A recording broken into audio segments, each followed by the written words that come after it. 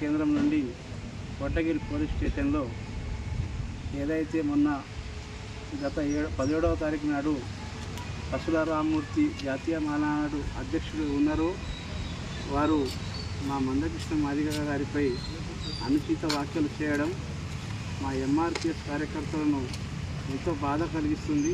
మరి ఆయన ఇచ్చిన స్టేట్మెంట్లో మందకృష్ణ మాదిగను ఈ భూమి మీద లేకుండా చేయండి, అతన్ని చంపి పడేయండి అని ఆదేశాలు జారీ చేయడం ఇది కరెక్ట్ రాజ్యాంగపరంగా మాటలు కావు.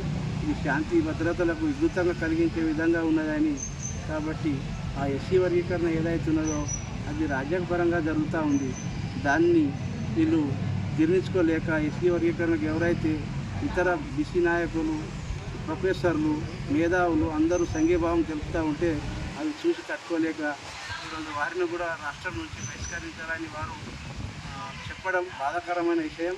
ఏది ఏమైనా ప్రజాస్వామ్యంలో చట్టబద్ధత ఉన్నది, దానికి రాజ్యాంగం ఉంది. రాజ్యాంగ ఆధారంగానే ఇది సుప్రీంకోర్టు ఆదేశాల మేరకు ఈరోజు ఎస్సీ వర్గీకరణ జరుగుతూ ఉంది. కాబట్టి దయచేసి ఇలాంటి వ్యాఖ్యలు చేసిన వారిపై కఠినమైన చర్యలు తీసుకోవాలని మేము ఈరోజు ఎంఆర్పిఎస్ పక్షాన కోటగిరి ఉమ్మడి మండల పక్షం నుంచి ఈరోజు మా కార్యకర్తలు మేమందరం వారిపై పిటిషన్ పోలీస్ స్టేషన్లో ఇవ్వడం జరిగింది. కాబట్టి వారికి కఠిన శిక్షించాలని, వారిపై చర్యలు తీసుకోవాలని కోటగిరి మండల పక్షం నుంచి ఇక్కడ ఉన్న పోలీస్ స్టేషన్ గారికి కోరడం జరిగింది. అంతే.